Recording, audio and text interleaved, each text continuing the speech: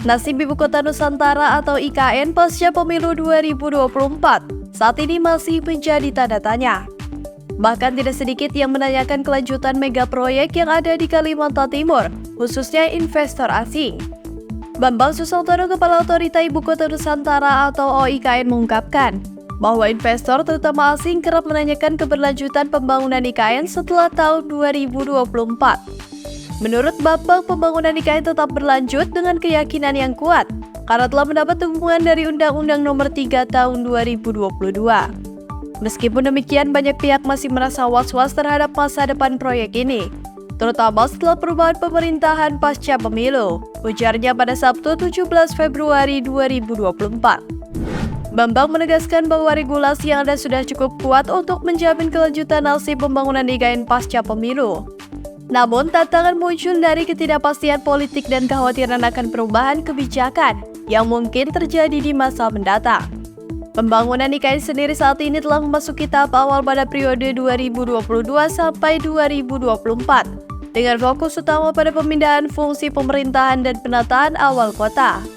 Namun, kedepannya IKN memiliki rencana yang lebih ambisius. Pada periode 2024 sampai 2029 akan dilakukan pembangunan area inti IKN, termasuk pengembangan infrastruktur transportasi, permukiman, dan kawasan riset dan talenta. Tahapan berikutnya dari 2030 hingga 2034 akan fokus pada pembangunan progresif yang mencakup pengembangan utilitas terintegrasi, kawasan industri, dan penguatan konsep kota cerdas.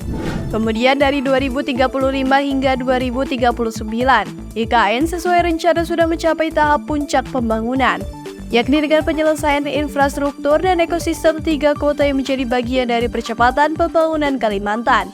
Target terakhir dari proyek ini adalah pada tahun 2040 sampai 2045, di mana IKN diharapkan sudah menjadi kota dunia untuk semua.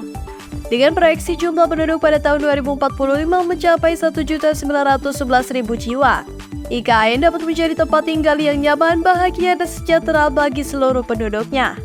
Namun, dalam upaya mewujudkan visi tersebut, Bambang menekankan pentingnya untuk menjaga kapasitas kota.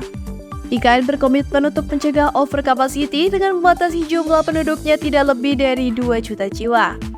Pembatasan ini untuk menjaga keseimbangan lingkungan dan sumber daya kota, serta menghindari masalah yang sering terjadi di kota-kota besar di Indonesia, kata Bambang.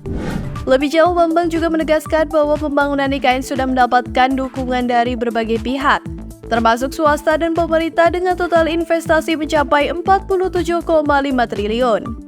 Meskipun ada ketidakpastian pasca pemilu, Bambang yakin keberadaan Undang-Undang Nomor 21 Tahun 2023 menjadi landasan kokoh bagi kelangsungan proyek IKN ini.